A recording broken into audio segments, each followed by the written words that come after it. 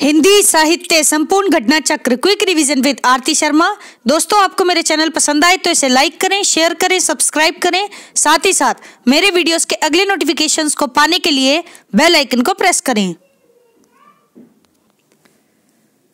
दोस्तों, हम कर रहे हैं हिंदी नेट जेआरएफ परीक्षा चयनित विषय आधारित प्रश्न जून 2009 से जुलाई 2018 तक के प्रश्न पत्र। दोस्तों, आज हम करेंगे जुलाई 2016 का द्वितीय प्रश्न पत्र, जिसका अगला पार्ट हम करेंगे। तो चलिए देखते हैं अपने अगले प्रश्न। गौर करेंगे दोस्तों, गौर करेंगे दोस्तों। यहाँ पर अब बात करेंगे हम सही सुमेलित प्रश्नों की। ठीक है, तो चलिए देखते हैं। सबसे पहले है काव्य ग्रंथ और कवि। तो ध्यान दें, काव्य ग्रंथ अमोला किसका है? त्रिलोचन शास्त्री का। ध्यान रखें, त्रिलोचन शास्त्री जी का काव्य ग्रंथ है क्या? अमोला। ठीक है, फिर है काव्य ग्रंथ पलाशवन। कौन सा? पलाशवन। ध्यान रखेंगे, किसका है? नरेंद्र शर्मा का। नरेंद्र शर्मा का काव्य ग्रंथ है पलाशवन। ठीक है, फिर है दीपशिखा। दीपशिखा किसका है? तो ध्यान रखें, महादेवी वर्मा का। महादेवी वर्मा, इनकी पहली रचना है कौन सी? निहार। ठीक है, और छायावाद के 4 स्तंभों में से एक हैं महादेवी वर्मा, जिनकी रचना है दीपशिखा। फिर है दोस्तों काव्य ग्रंथ धूप के धान। धूप के धान किसका है? गिरिजा कुमार माथुर जी का। गिरिजा कुमार माथुर जी का काव्य ग्रंथ है धूप के धान। ठीक है, याद रखेंगे दोस्तों। एक बार फिर से सुने, त्रिलोचन शास्त्री, इनका काव्य ग्रंथ है अमोला। कौन सा? अमोला। फिर है नरेंद्र शर्मा, इनका काव्य ग्रंथ है दोस्तों कौन सा? पलाशवन। ठीक है, पलाशवन, याद रखें। फिर है महादेवी वर्मा, इनका काव्य ग्रंथ है दोस्तों दीपशिखा। कौन सा? दीपशिखा, याद रखें। फिर है गिरिजा कुमार माथुर, इनका काव्य ग्रंथ है धूप के धान। धूप के धान, याद रखेंगे। अगला सही सुमेलित प्रश्न है दोस्तों। प्रश्न शुरू करने से पहले मैं आपसे कहना चाहूंगी कि जिन भी स्टूडेंट्स को, यानी जो भी दोस्त लोग पढ़ाई कर रहे हैं, ठीक है, उन्हें अगर मेरा चैनल नहीं मिल रहा है तो वो सर्च करें यूट्यूब पर। किस नाम से? तो ध्यान रखें, हिंदी साहित्य विद आरती शर्मा। हिंदी साहित्य विद आरती शर्मा आपको टर्म सर्च करनी है, आपको मेरे चैनल मिल जाएगा। चैनल पे जाएं, विजिट करें और सभी प्लेलिस्ट देख लें। ठीक है, तो चलिए शुरू करते हैं अपना प्रश्न। ध्यान देना जरा, सही सुमेलित प्रश्न है। ठीक है, नाट्य उक्तियां हैं और नाटक हैं। ठीक, जरा ध्यान से सुनेंगे दोस्तों। नाट्य उक्ति, गौर करना जरा। प्यारी वे अधर्म से लड़े हम। प्यारी वे अधर्म से लड़े हम, तो अधर्म नहीं ना कर सकते। तो अधर्म नहीं ना कर सकते। हम आर्यवंशी लोग, हम आर्यवंशी लोग धर्म छोड़कर लड़ना क्या जाने। हम आर्यवंशी लोग धर्म छोड़कर लड़ना क्या जाने। तो ये पंक्ति किसकी है? ध्यान रखें, नील देवी नाटक की। नील देवी नाटक भारतेंदु हरिश्चंद्र जी का नाटक है। ठीक है, जिससे ली गई पंक्तियां हैं। प्यारी वे अधर्म से लड़े हम, तो अधर्म नहीं ना कर सकते। ठीक है, प्यारी वे अधर्म से लड़े हम, तो अधर्म नहीं ना कर सकते। हम आर्यवंशी लोग, कौन से लोग? आर्यवंशी लोग धर्म छोड़कर लड़ना क्या जाने। तो ये नील देवी की पंक्ति है, नाटक है नील देवी। किसका? भारतेंदु हरिश्चंद्र जी का नाटक है। ठीक है, याद रखेंगे दोस्तों। देखते हैं अगली पंक्तियां, गौर करेंगे दोस्तों। पंक्ति है बी, क्या है? को नहीं पकड़त मेरो हाथ, को नहीं पकड़त मेरो हाथ, 20 कोटि सुत होत फिरत में, हा होए अनाथ। क्या है पंक्ति? देखो, बिल्कुल हटके पंक्तियां हैं। ठीक है, तो जरा ध्यान से सुनेंगे आप सभी। ठीक, गौर करेंगे। मुझे जहां तक समझ में आ रहा है, अभी तक जितने भी प्रश्न पत्र कराए हैं उनमें पहली बार आई हैं ये पंक्तियां। ठीक, तो जरा ध्यान से देखेंगे। ठीक है, गौर करें जरा।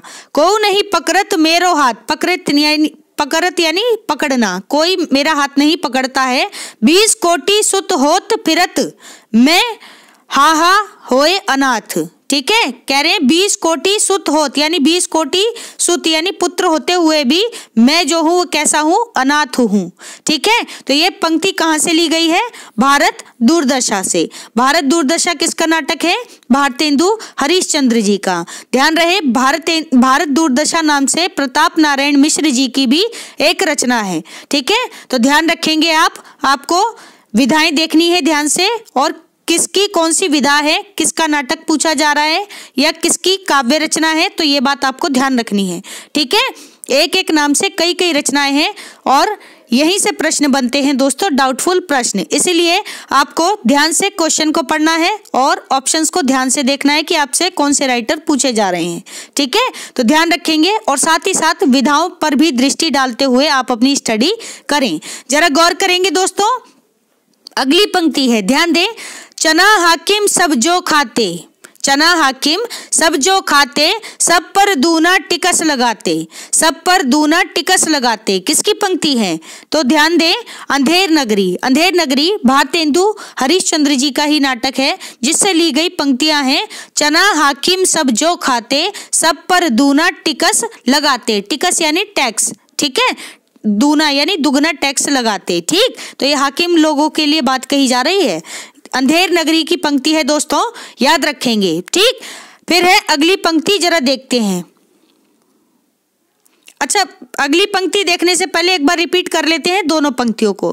ठीक, जरा ध्यान दें, को नहीं पकड़त मेरो हाथ, 20 कोटि सुत होत फिरत, मैं हा होए अनाथ। तो ये पंक्ति है भारत दूरदर्शा की। फिर है चना हाकिम सब जो खाते, चना हाकिम सब जो खाते, सब पर दूना टिकस लगाते, ये किसकी पंक्ति है, तो ध्यान रखें, अंधेर नगरी नाटक की पंक्ति है। देखते हैं अगली पंक्तियां, जरा ध्यान दें दोस्तों, गौर करेंगे दोस्तों। पंक्ति है, ध्यान दें, हमने माना कि उसको स्वर्ग लेने, हमने माना कि उसको स्वर्ग लेने की इच्छा न हो, तथापि, हमने माना कि उसको स्वर्ग लेने की इच्छा न हो, तथापि अपने कर्मों से वह स्वर्ग का अधिकारी तो हो जाएगा। ठीक है, तथापि अपने कर्मों से वह स्वर्ग का अधिकारी तो हो जाएगा। यह पंक्ति किसकी है, ध्यान रखें, सत्य हरिश्चंद्र जी की, सत्य हरिश्चंद्र जी की पंक्ति है दोस्तों। हमने माना कि उसको स्वर्ग लेने की इच्छा ना हो, तथापि अपने कर्मों से वह स्वर्ग का अधिकारी तो हो जाएगा। ठीक है, याद रखेंगे। देखते हैं अगला प्रश्न। अगला प्रश्न है, सही सुमेलित है, जरा ध्यान दे दोस्तों, पात्र हैं और उपन्यास हैं। ठीक, तो सबसे पहले बात करते हैं पात्र भुवन की। भुवन किसके पात्र हैं, जरा ध्यान दें, भुवन पात्र हैं उपन्यास नदी के द्वीप के। किसका उपन्यास है, नदी का द्वीप, अज्ञे का उपन्यास है नदी के द्वीप, जिसके पात्र हैं भुवन। ठीक है, भुवन इसके पात्र हैं, याद रखें। ठीक, फिर है पात्र जौहरा। कौन, जौहरा किसकी पात्र है, प्रेमचंद के उपन्यास गबन की पात्र हैं जौहरा। किसकी, प्रेमचंद के उपन्यास गबन की पात्र हैं जौहरा। ठीक, फिर है कालीचरण, पात्र है कालीचरण किसके, तो ध्यान रहे, मैला आंचल उपन्यास के, मैला आंचल उपन्यास के पात्र हैं कालीचरण। ठीक है, फणीश्वर नाथ रेणु जी का उपन्यास है मैला आंचल, 1954 में आया हुआ आंचलिक उपन्यास है। ठीक है, मैला आंचल, तो ध्यान रखेंगे, जिसके पात्र हैं कालीचरण। ठीक, फिर है दोस्तों पात्र रैकव। कौन, रैकव। ठीक है, तो ध्यान रखेंगे, रैकव पात्र हैं अनाम दास का पोथा उपन्यास के। किसके, अनाम दास का पोथा उपन्यास के। किसका उपन्यास है ये, हजारी प्रसाद द्विवेदी जी का उपन्यास है अनाम दास का पोथा। ठीक, अब एक बार जरा फिर से सुने। सबसे पहले उपन्यास नदी के द्वीप किसका है, ध्यान रखें, अज्ञे का उपन्यास है, जिसके पात्र हैं भुवन। कौन, भुवन। ठीक, फिर है प्रेमचंद का उपन्यास गबन, जिसके पात्र हैं दोस्तों जौहरा। कौन, जौहरा। ठीक है, फिर है उपन्यास मैला आंचल। कौन सा? मैला आंचल, जिसके पात्र हैं कालीचरण, कालीचरण। ठीक। फिर है उपन्यास अनामदास का पोथा, अनामदास का पोथा, जिसके पात्र हैं दोस्तों रैक्व। कौन? रैक्व। याद रखेंगे। ठीक है। आपसे मैं एक बात कहना चाह रही हूं, अगर पात्र वाले, देखो ये प्रश्न आता ही आता है पात्रों से। ठीक। तो मैंने सभी विधाएं जैसे नाटक, कहानी, उपन्यास, इनकी अलग से वीडियो रामबाण संकलन की एक प्लेलिस्ट है उसमें बनाए हैं, और उसमें मैंने पात्रों का वीडियो भी बनाया है। ठीक है। यानी टॉपिक खत्म होने के बाद पात्रों से संबंधित वीडियो भी है, तो आप चाहें तो देख सकते हैं दोस्तों उन वीडियोस को। ठीक है। जो कम से कम आपके यहाँ प्रश्न पत्रों में जो उपन्यास या नाटक जो भी विधाएं पूछी गई हैं उनसे संबंधित जो भी पात्र आए हैं, आप एक बार तो उन वीडियोस को देख ही लें। ठीक है। क्योंकि जितना ज्यादा आप रिपीट करेंगे डिटेल में, अब जरूरी नहीं है जैसे इस प्रश्न पत्र में केवल एक पात्र की बात की जा रही है, लेकिन अभी यूजीसी नेट का जो एग्जाम हुआ है उसमें दोस्तों 2-2 पात्र पूछे गए हैं। ठीक है। तो हो सकता है आगे आने वाले टाइम में 3-3 पात्र भी पूछ लिए जाएं, तो कम से कम 3 से 4 पात्र आपको हर रचना के पता होने चाहिए। ठीक है। एग्जामिनर के दिमाग को आपको फेल करना है, अब आप देखें कैसे करेंगे। ठीक है। तो अपनी तैयारी इतनी जबरदस्त रखो दोस्तों। ठीक है। आपके सामने कोई सा भी प्रश्न पत्र हिंदी से संबंधित आ जाए तो आप उसमें अपना 100% स्कोर करके आए। ठीक है। तो बिल्कुल कॉन्फिडेंट होकर पढ़ाई करें और अच्छे से पढ़ाई करें। ठीक है। चलिए देखते हैं अगला प्रश्न।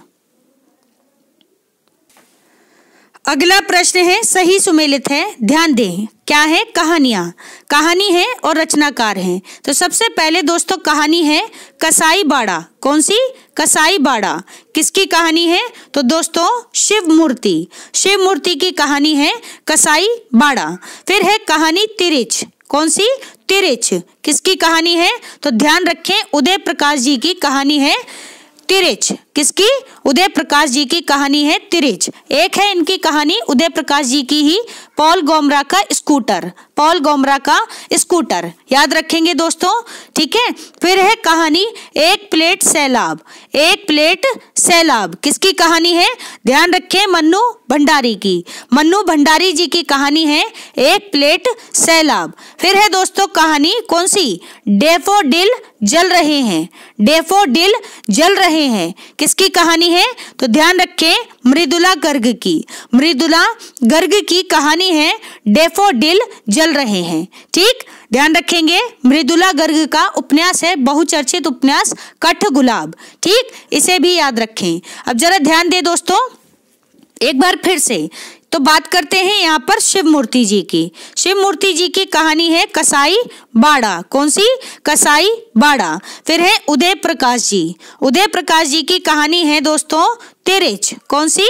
तिरिच। याद रखेंगे।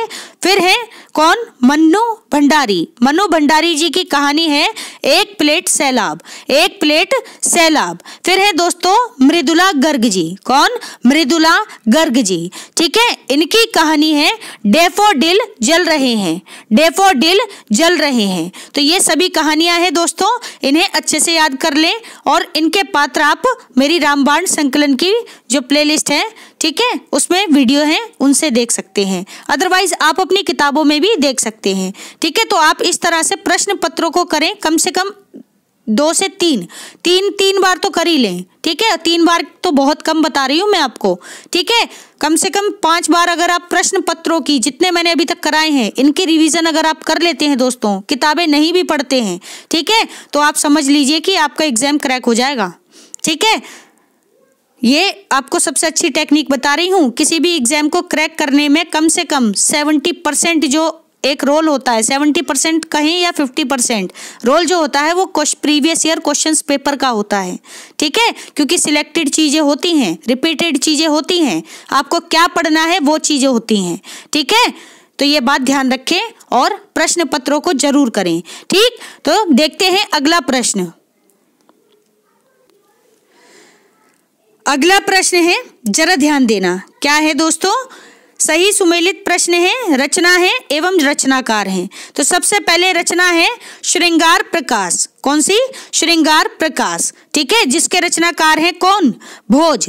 भोज की रचना है श्रृंगार प्रकाश। ठीक है, फिर है दोस्तों रचना व्यक्ति विवेक। व्यक्ति विवेक किसकी रचना है? तो ध्यान रखें, महिम भट्ट। महिम भट्ट जी की रचना है व्यक्ति विवेक। ठीक है, फिर है दोस्तों रचना 10 रूपक। कौन? 10 रूपक। ठीक है, 10 रूपक रचना है किसकी है? तो ध्यान रखें, धनंजय की। धनंजय की रचना है 10 रूपक। ठीक है, फिर है दोस्तों रचना श्रृंगार तिलक। कौन सी? श्रृंगार तिलक किसकी रचना है? तो ध्यान रहे, रुद्र भट्ट की। रुद्र भट्ट की रचना है श्रृंगार तिलक। अब जरा एक बार फिर से सुनेंगे, ये सभी काव्य शास्त्रीय आचार्य हैं। ठीक, अब जरा ध्यान से सुने। आचार्य भोज, भोज की बात हो रही है तो इनकी रचना है दोस्तों श्रृंगार प्रकाश। आचार्य भोज की रचना है श्रृंगार प्रकाश। फिर है दोस्तों कौन? महिम भट्ट। महिम भट्ट की रचना है कौन सी? व्यक्ति विवेक। व्यक्ति विवेक महिम भट्ट जी की रचना है। फिर है दोस्तों धनंजय की रचना। किसकी?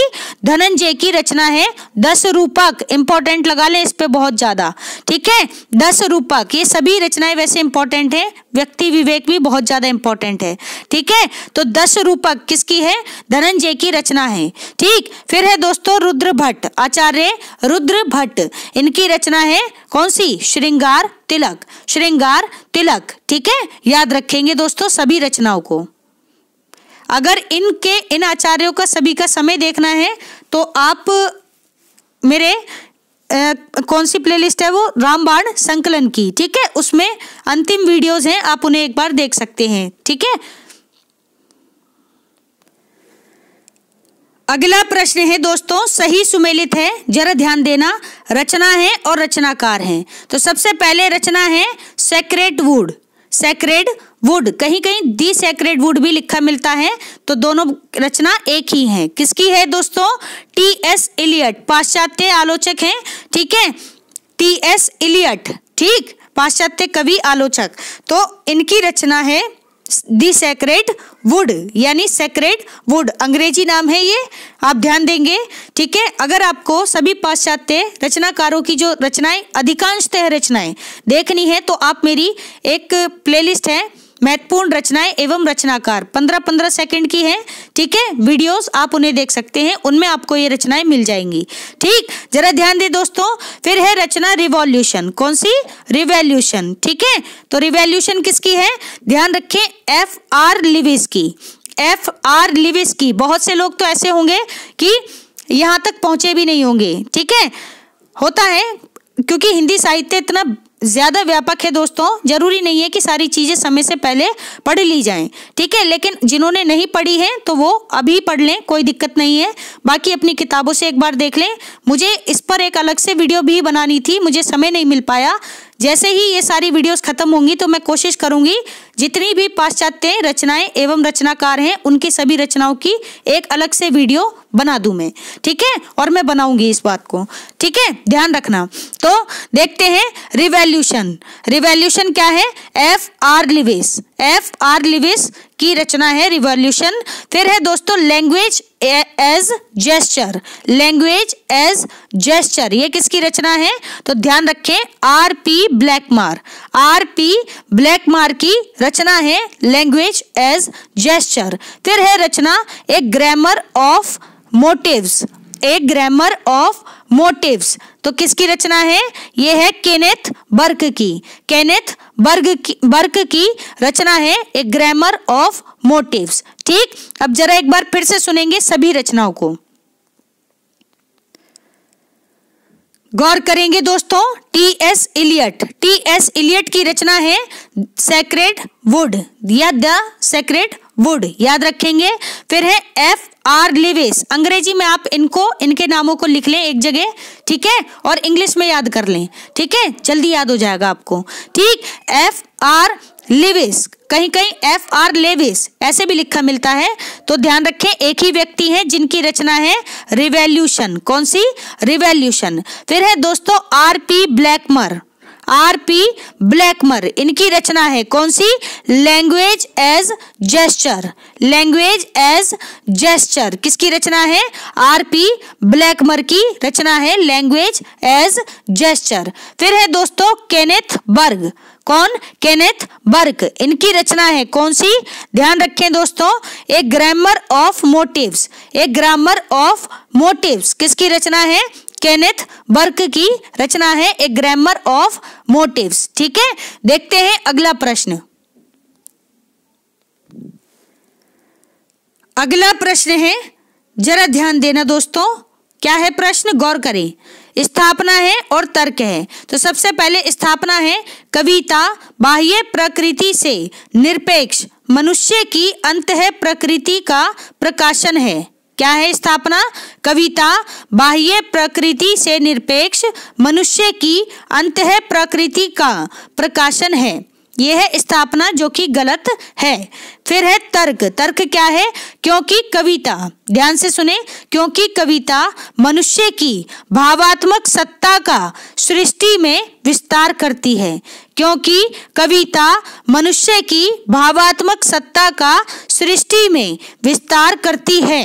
ठीक है, तो ध्यान रखें, ये बिल्कुल सही है, यानी स्थापना गलत है जबकि तर्क सही है। तो सही तर्क एक बार फिर से सुन ले, ध्यान देना, स्थापना भी पढ़ लेते हैं। कविता बाह्य प्रकृति से निरपेक्ष मनुष्य की अंतः प्रकृति का प्रकाशन है, ये बात गलत है।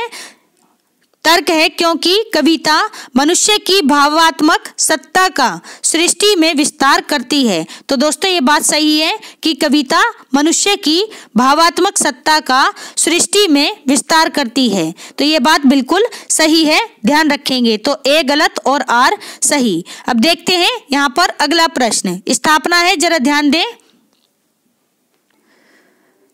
गौर करेंगे दोस्तों। स्थापना है, क्या है स्थापना? जरा ध्यान दें। मिथक, दोस्तों मिथक से बहुत ज्यादा प्रश्न बनते हैं, ठीक है, और आचार्य रामचंद्र शुक्ल जी का जो निबंध है कविता क्या है, उससे बहुत ज्यादा प्रश्न बनते हैं। ये वाले कौन से? ये आपके कथन कारण वाले, ठीक है, और आधुनिकता बोध से। ठीक, इस बात को ध्यान रखें। तो जरा ध्यान दें, प्रश्न है, स्थापना है, मिथक मिथक जातीय जीवन की संयुक्त धरोहर है। क्या कह रहे हैं? मिथक जातीय जीवन की, किसकी? जातीय जीवन की संयुक्त धरोहर है। तो ये है स्थापना।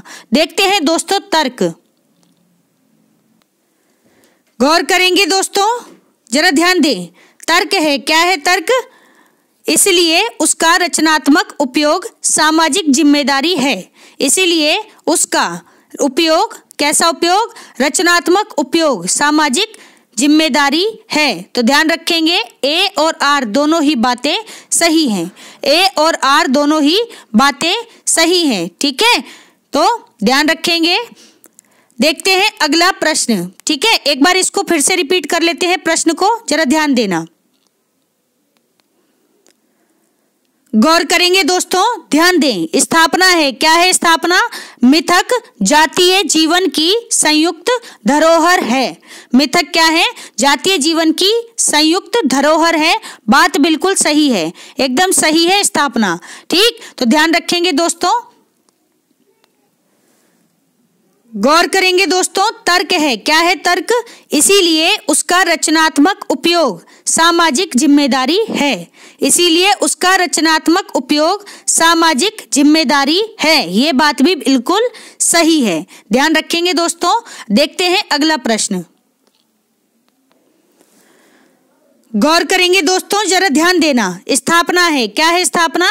वैचारिक प्रतिबद्धता रचनात्मक व्यक्तित्व की प्राथमिक अनिवार्यता है। यहाँ पर स्थापना है, क्या है? वैचारिक प्रतिबद्धता रचनात्मक व्यक्तित्व की प्राथमिक अनिवार्यता है।